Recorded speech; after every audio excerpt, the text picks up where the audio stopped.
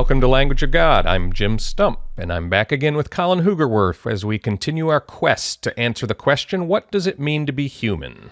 In the last episode, we looked at the biology of humans, and we found that there are serious limitations to any of the ways we might want to draw biological lines between what is human and what is not. The human body, human cells, human DNA, even the human brain seems to show more continuity with the rest of life than separation. But each of the scientists we talked to also seem to agree that there is something about humans that makes us uniquely unique. So in this episode, we're going to step a little further out and look beyond the biology at some of the behaviors of humans that seem to separate us from other forms of life. We talked about the fossil record last time and the kinds of physical characteristics we look for when we need to determine whether some hominid skeleton is Homo sapiens or some other species. So paleontological record, what makes us human, we have a chin, we have a bowl-shaped pelvis, and we have a large frontal lobe. That's the skeletal evidence of anatomically modern humans. But the paleontological record is only a part of the evidence that we use to determine species.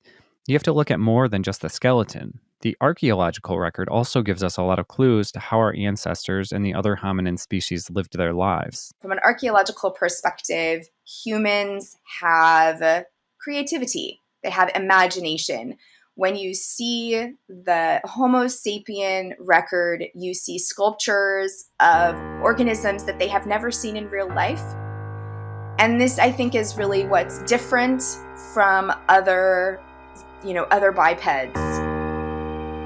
Even if the differences between our biology are only incremental differences of degree from other creatures, I don't think we can say the same about the world we have created. We don't see chimps building art museums or dolphins creating podcasts about the meaning of life. Is this human world of artifacts and institutions where our uniqueness really becomes an outlier? Let's figure out what we're even talking about here. When we move beyond biological characteristics to define what we are, we start to look at the things that we actually do, the ways we behave. Well, I would say the best place to start is just looking at morality, looking at our conception of the good. That's David Lottie again. We met him back in the first episode of this series. The development of morality has been one of his areas of study, and as he says, it makes a good candidate for where we might look for something uniquely unique about humans. But to talk about morality, you have to be able to talk in the first place. There's no other species on the planet that has come close to what humans have done with language. Okay, so language is another contender here. I'm really interested in language as a remarkable feature of human existence, but do we have anything else? We have essentially taken this tool of culture and we've applied it to everything imaginable. Culture. So, morality, language, and culture. Now, we need to say at the outset that the delineation between these ideas is not perfect. Language is a part of culture, and culture influences what we take to be virtuous, and all of them are wrapped up together in complex ways. We're not leaving science behind here either. When we're talking about these things, we can still use a scientific discipline to understand them. We'll have to look to archaeology to understand how culture developed in our ancestors, and biology will help us study groups of animals and to understand how they communicate and live, in contrast to us.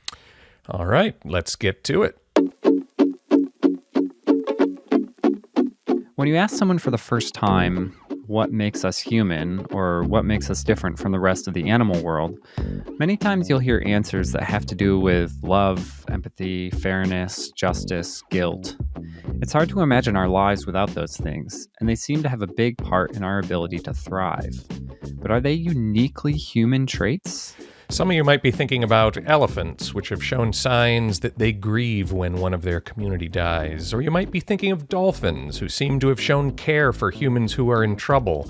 Or maybe you're thinking of your dog, who seems to show shame when he knows he's done something wrong, or even loyalty in protecting you, perhaps even at some personal risk to himself.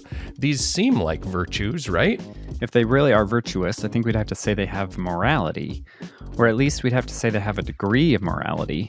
There's been an interesting debate about the extent to which non-human animals have the rudiments of morality. Anybody who has a dog and walks in when their dog has done something that they're not supposed to do and the dog lowers their head might think that that's a that's a precursor of guilt or shame. It may be just a submissive display. And the question is, if you never walked in, would the dog feel bad about breaking the rules? There's an important question here about whether the behavior itself determines if it's a moral action or if a larger context has to be taken into account. Hold on. What do you mean? So I've told the story before about when my neighbor's dog bit my son on the leg. We say that's a bad dog, but it's not clear to me that we mean morally bad. But if the same exact action, biting my son, had been performed by my neighbor instead of his dog, I'd do more than say bad neighbor. We'd think he had done something morally wrong. Maybe it's easy to see in the negative examples like that, but I suppose we could ask the same question about the more positive examples of your dog's loyalty or care by dolphins. If a human had done those things, we'd definitely call them virtuous. But maybe that assumes a broader human context, and we shouldn't anthropomorphize those actions. But even if we don't go all the way to saying that some of these animals have full-blown morality, I think it's totally legitimate to see the building blocks or precursors of morality in them. Just as the bodies we've inherited through the evolutionary process were built up over time, so too it's not unreasonable to think that our behaviors may have also been acquired in steps, and that some animals today might still show some of those steps that our ancestors went through. One of those important steps toward morality is cooperation. And we humans don't have a monopoly on the behavior of cooperating. Here's Helen DeCruz, who we heard from a couple episodes back in the intro to this series. So cooperating within the group is really common, also in a variety of non-human animals like lions. So if you have a lion group, like if one lion gets attacked and all the other lionesses come and, try to help out, or if, some lions are trying to take over, they help. So that's really very common. Bringing this closer to home in our cousins the Neanderthals, the kind of cooperation we see extends to taking care of the injured, which goes against the grain of what many people imagine evolution and survival of the fittest to be. They were hurt so much, and they must have been out of action for so long. And you have to rely on other people while you are healing. So they would have regular periods in which they were just out of action. Other people would take care of them. Because, you need some extra care. You need people to care for you when you have a broken limb. Imagine that you live in the circumstances that they did, with no access to modern medicine and so on. And yet they healed. So we know they took care of each other. Helping a member of your own group is one thing, since it will be a help to you as well. I will take care of the injured hunter because when I become injured, I can rely on the fact that others will share food with me. But that kind of care and cooperation beyond one's own community is something different. We see no evidence in Neanderthals or any other species for a kind of cooperation that goes beyond a small group or family clan. But Homo sapiens took cooperation to a new level. Here's Jeff again. The first thing is we cooperate with non-genetically related individuals. We cooperate with individuals we don't even know and may not even have ever met before. And it's all too rare, but that's the scale of cooperation. The depth of cooperation is that many humans make profound sacrifices on behalf of others, and sometimes that have no reproductive or fitness benefits from themselves, which biologists call altruism. And here's an area where we start to see how our human capacities interact with each other to bring about something greater than the sum of their parts. Our capacity for language makes a different kind of cooperation possible. So one of them is the notion of indirect reciprocity, that I may help Jim, even if he's not in a position to help me back, if Colin sees me do it, and then he helps me. The interesting thing about indirect reciprocity is we've recently found evidence of this in other species, but it involves direct observation, that Colin has to see me helping Jim, and then he'll cooperate with me. The interesting thing about human beings is that we have linguistically mediated indirect reciprocity. It's not just primary. It's not just Colin seeing me. Colin can see me, and then he can say to Deb Harsma, hey, that Jeff's a pretty good guy. You ought to cut him some slack. And Deb could tell Francis Collins. We have tertiary and quaternary indirect reciprocity, which is linguistically mediated. No other species does that. Besides cooperation, can we point to anything else in other animals that might qualify as a precursor or a building block to the full-fledged morality that we humans have? I think we have found some rudiments. It's not clear whether other organisms experience guilt. There is some empirical data to suggest they have a sense of fairness. How much background do you want? How long do I have? You can tell us as much about it as you'd like. Colin, do you have a different set of instructions you want to give her? Nope, just let us know who you are. I am Sarah Brosnan, and I am Distinguished University Professor of Psychology, Philosophy, and Neuroscience at Georgia State University. Okay, let's hear about your monkeys. Excellent. Okay. So when I was a new grad student, I was taking my advisor's advice, which was to sit outside and watch my animals. And one afternoon I was out back feeding them, and one of the challenges to feeding group-housed monkeys is that the dominants try to get all the really good treats. So I was busy trying to tempt our alpha male, whose name is Ozzy, away from the rest of the group by holding a peanut off to the side and then feeding the other monkeys peanuts with my other hand. And Ozzy, who was pretty savvy to this trick, instead of trying to grab the peanuts, started bringing me things to trade. And the interesting thing was he went up from a piece of chow to an orange peel to eventually bringing me a piece of orange and trying to trade it for a peanut. And I was pretty confident that if I had given him just a one-off choice between an orange and a peanut, he'd have chosen the orange piece.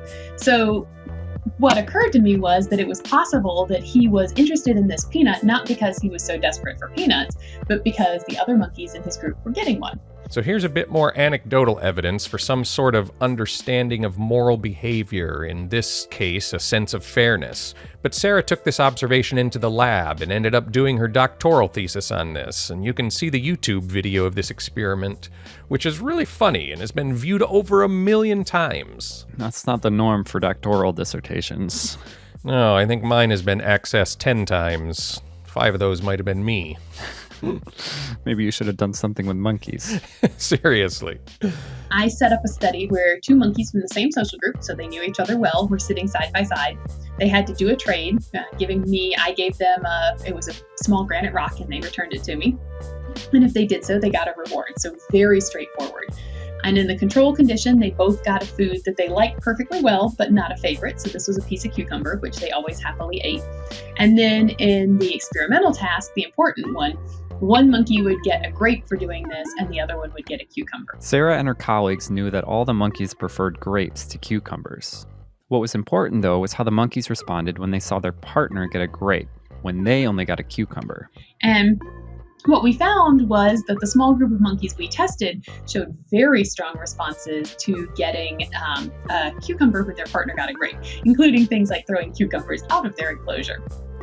This is so fascinating, and similar experiments have been conducted on a wide range of animals and many different species of primates. Since that time, we've studied, I think, 9 different species now, 9 different primate species, and other people have done work with wolves and dogs and rats and several species of birds and so forth. And what seems to be the case is, in some contexts, some species, but not all, will refuse an outcome that they normally like if another individual is getting a better one. And it seems to be fairly closely tied to cooperation. So species that are working together, cooperating more, are more likely to be the ones that show this sense of inequity, this refusal to accept a previously acceptable reward when somebody else is getting something better. So these behaviors, if done by humans, would surely count as having a sense of fairness. But again, can we say that that is what these animals feel? What we don't see a lot of is the flip of this, which is the monkey who's getting the grape responding when their partner gets a cucumber, as compared to, say, another grape. And so in humans, what we would consider a true sense of fairness takes both halves. You have to care when you get less, but you also have to care when you get more. So maybe it's not exactly the same. And of course, there's growing evidence for empathy in other species. And actually, a lot of that best evidence comes out of rodents, not out of primates, which suggests that this may go a whole lot further back than we're actually thinking right now. So let's just hear briefly about what we know about rodents. So there is some fantastic research by Inbal Benami Bartal, Peggy Mason, and their colleagues that looked at how rats responded when one of their social group was trapped. So they had built a little box that they could trap another rat in. And the rats very quickly went over and freed the social group member.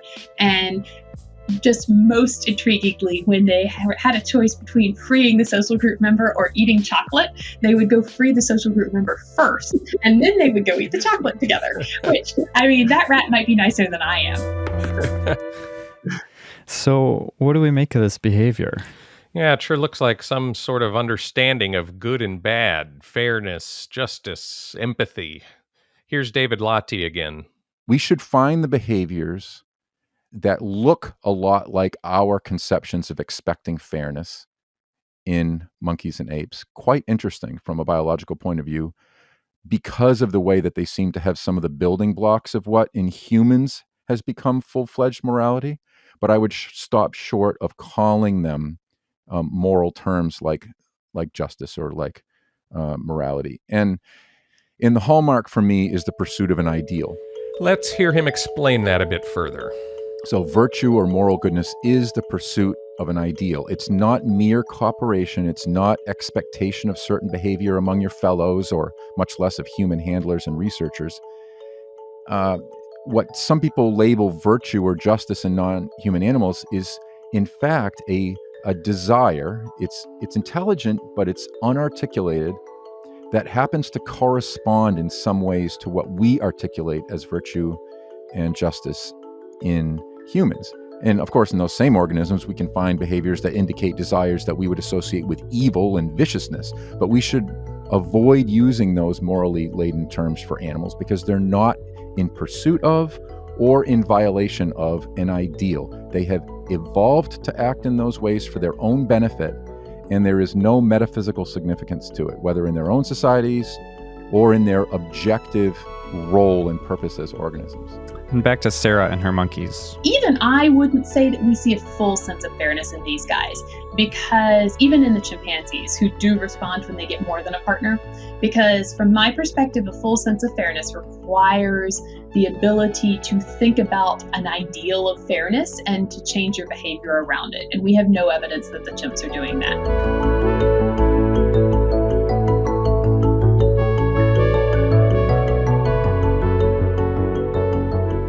Language of God listeners, we wanted to take a quick break from the episode to tell you about the BioLogos resource centers found at our website, biologos.org.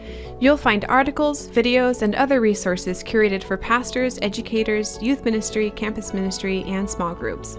Help bring the science and faith conversation to the places that are important to you. Just click the Resources tab at the top of the page. Now, back to the conversation.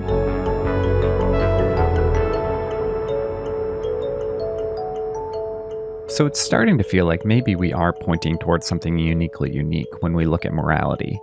Maybe we're still on a spectrum with only degrees of difference, but if we're looking at the trajectory, it seems like it's going toward a difference in kind. So I think it's kind of interesting and perhaps telling that we keep coming back to this difference in degree versus difference in kind distinction. That kind of careful linguistic distinction is something I don't think we can comprehend other species doing. And again, it doesn't seem like it's simply a unique thing that humans do the way other species also do unique things. Our use of language is so radically different that it puts us into a different world than everything else. Okay, let's look a little more deeply at language and our use of it, starting with what we know about the development of language in our ancestors. For that, we're going back to Helen de Cruz, who is both a philosopher and an archaeologist. So there are several lines of evidence to suggest that language is around for a long time. And I think that between 5 and 800,000 is at least accepted by some people as fair estimate. It turns out that there are many well-preserved skeletons which give us some clues into how language was being used. We have hominins, for instance, from Cima de los Huesos, the Pit of Bones in Spain, about 300,000-400,000, which have very well preserved, like ear bones. And the bones in the ears indicate that, they would have been sensitive to very small differences. So this is something that you don't see in chimpanzees, but you do see it in humans.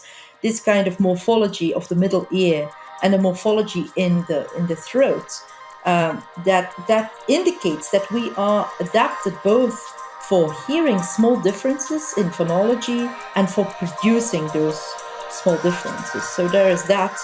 There's also a gene called FOXP2, which correlates with the ability to use language. So that indicates, if you take, anatomically modern humans and Neanderthals and Denisovans, and you go back to their most common recent ancestor, then you have somebody who lived quite a long time ago, between 500,000 and 800,000 years ago. And so I think it's plausible, unless you want to say that that gene independently mutated in each of those groups, that there was a common ancestor. And combined with the anatomical evidence, I think we have fairly confident grounds to say that language really is old. Maybe as much as 1 million years, probably not much older than that. But that's about where I would put it, between 1 million and 500,000. What about our language compared to the language of animals? What kinds of linguistic abilities do they have, if any? For a long time, it was thought that humans were the only creatures to use sounds or gestures to refer to objects in the world, but several studies have cast doubt on this. It's very clear that people's earlier ideas about what was unique about human language turn out to be wrong in many respects. So, for example, the idea that only humans had sounds or gestures that refer semantically to categories of objects was basically debunked by Seyfarth and Cheney in, I think, the 1970s or 80s, where they had vervet monkeys, like they played vervet monkey calls. And the calls are basically 3 different kinds of calls. One is for beware, there's a big predator bird flying overhead, or there's a jaguar coming towards you climbing, or there's a snake on the ground. And so their behavior differs. And it's interesting, when you play recordings of those sounds, then the monkeys behave in ways appropriate to how to best escape a flying predator, or how to best escape a snake. Like, you go and run inside the tree if there's a snake, but you wouldn't do that if there was a jaguar call, because the jaguar would just follow you. There are similar examples with prairie dogs, which I find fascinating. They seem to have vocal calls that not only respond to a certain kind of threat, human, dog, hawk, but they can even describe aspects of that threat, like the color of a shirt a human is wearing walking through their habitat, or whether they're tall or short.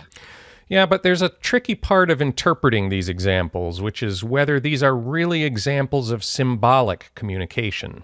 Here's Jeff Schloss again. So all organisms communicate. Trees communicate. And the question is, well, what is unique about language? And by the way, not only do trees communicate, but higher organisms, animals, communicate with signals. There are alarm calls in birds. There are signals which communicate specific content. The distinctive of language is it doesn't merely employ signals, it employs symbols. That there are words, and in some human cultures there are extra somatic encoding of those words in writing. But there are symbols that specify conceptual grid that we devise to represent the outside world. And it's not clear that other animals have that capacity, that have the capacity for symbolic communication. I'm not sure I'm seeing the difference between these warning calls and symbols. Aren't they functioning just like our words do? Yeah, that's going to push us a little deeper into the philosophy of language for a bit. I think we can handle it. Okay, so Charles Peirce was a philosopher at the end of the 19th, beginning of the 20th century. He's probably most well known for being part of the American pragmatist movement with John Dewey and William James. But he also wrote in the field of semiotics, which is the theory of signs. When one thing, call it a sign, refers to another thing, call it the object. Semiotics, okay? I think I'm with you so far.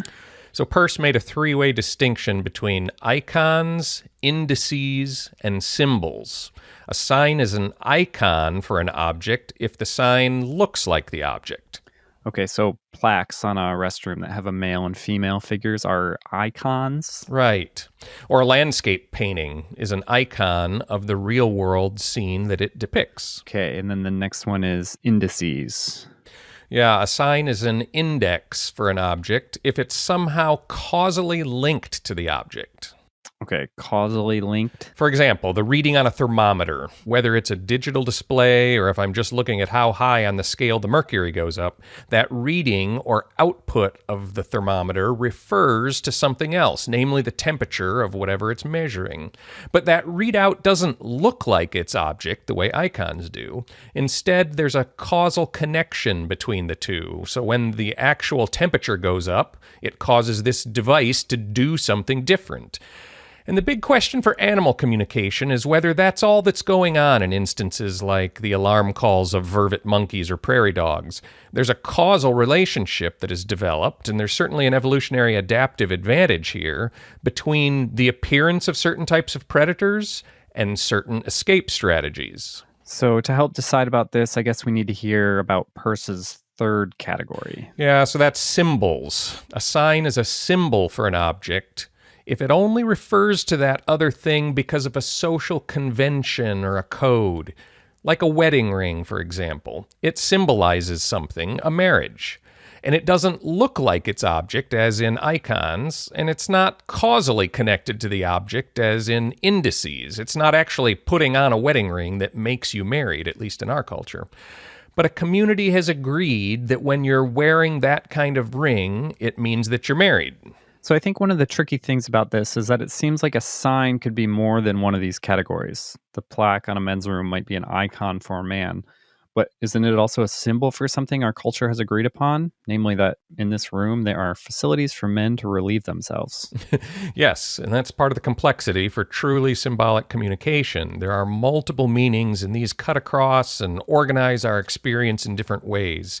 It's not just the simple system of having names for things. Animals are good at, attaching labels to things, but combining this in grammar and referring to things that aren't immediately there, that is really uniquely us. And that's why I'm inclined to say, yes, language is indeed uniquely human. And I think that this is the majority opinion among scientists of various who are interested in that question. There's a philosopher back in the middle of the 20th century I really like named Ernst Cassirer. He wrote a massive set of books called The Philosophy of Symbolic Forms, in which he explores how symbols are woven into our experience in art and religion and culture more generally.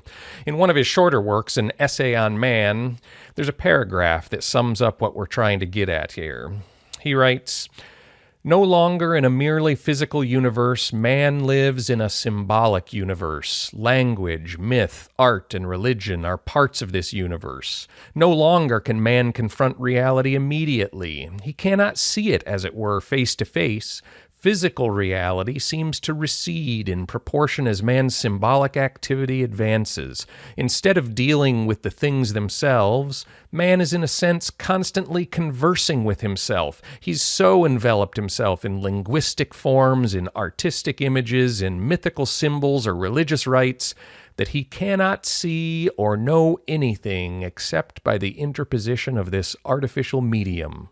That makes me think about sitting in front of a computer. We click on icons and move text around, but all that is just symbols for the reality of ones and zeros being processed at incredible speeds by the actual machinery of the computer.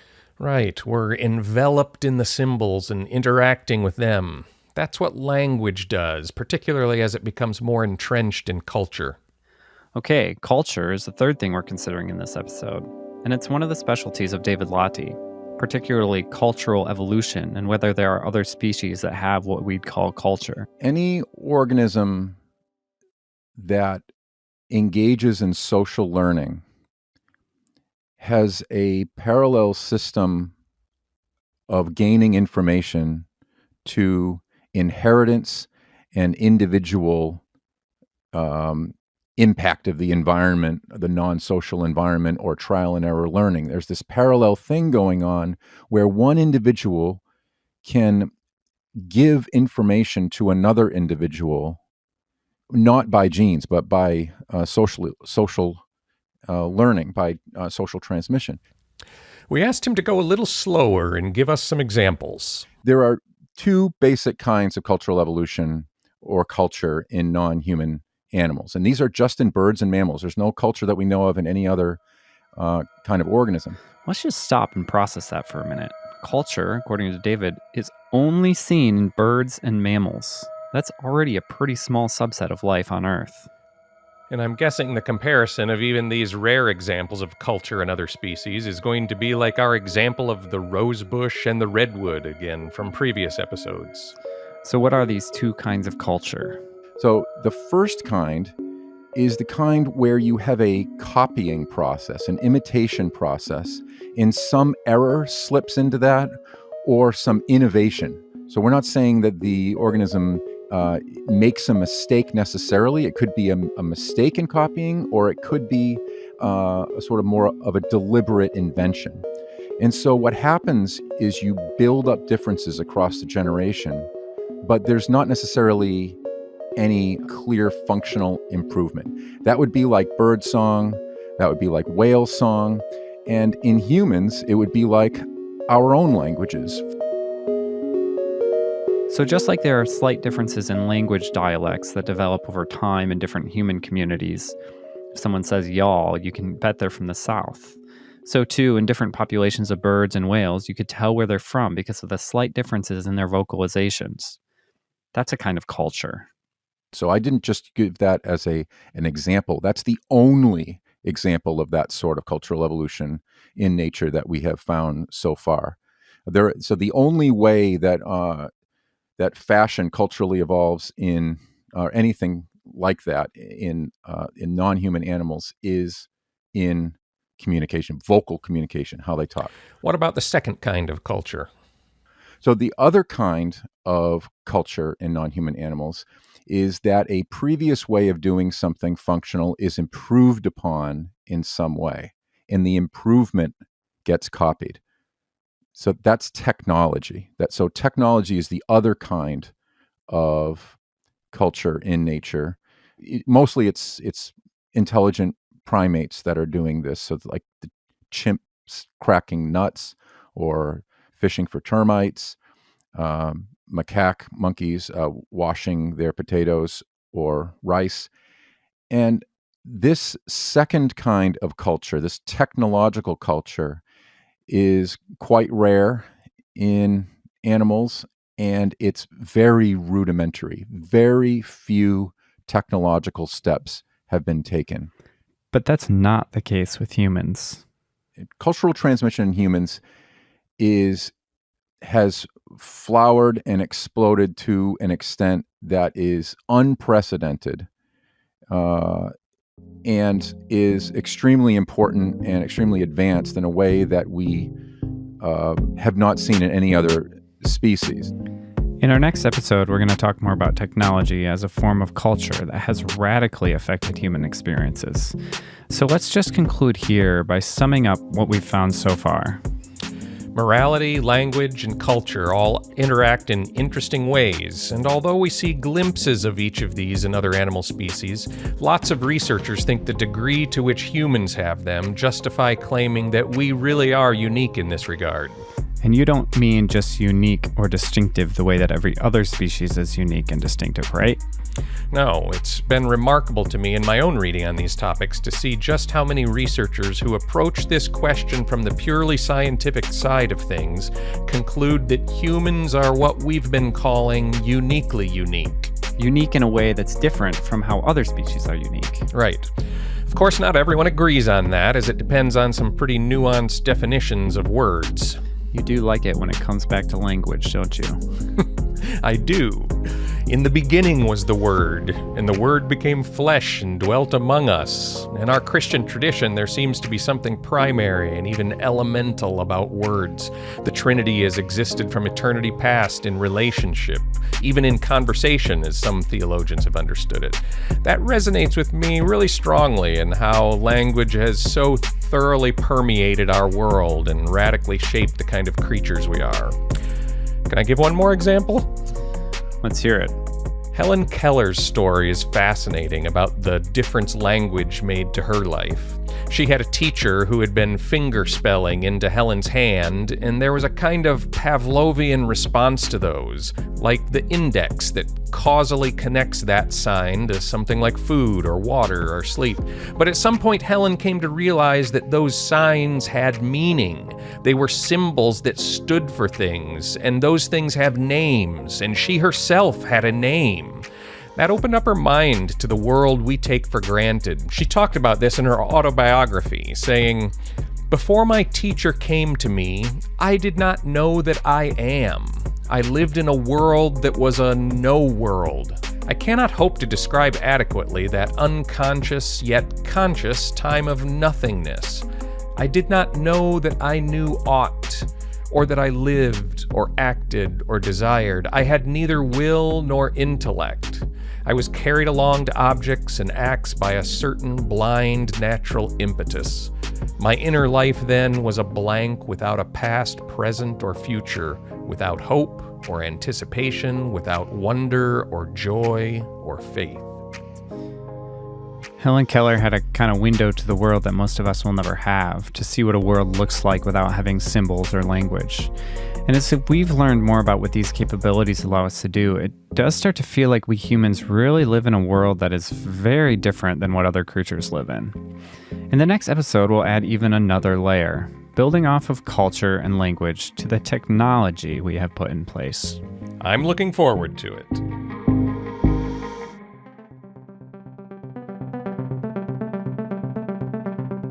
Language of God is produced by BioLogos. It has been funded in part by the John Templeton Foundation and more than 300 individuals who donated to our crowdfunding campaign.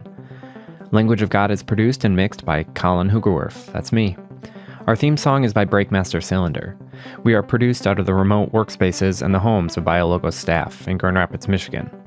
If you have questions or want to join in a conversation about this episode, find a link in the show notes for the BioLogos forum. Find more episodes of Language of God on your favorite podcast app or at our website, biologos.org, where you will also find tons of great articles and resources on faith and science. Thanks for listening.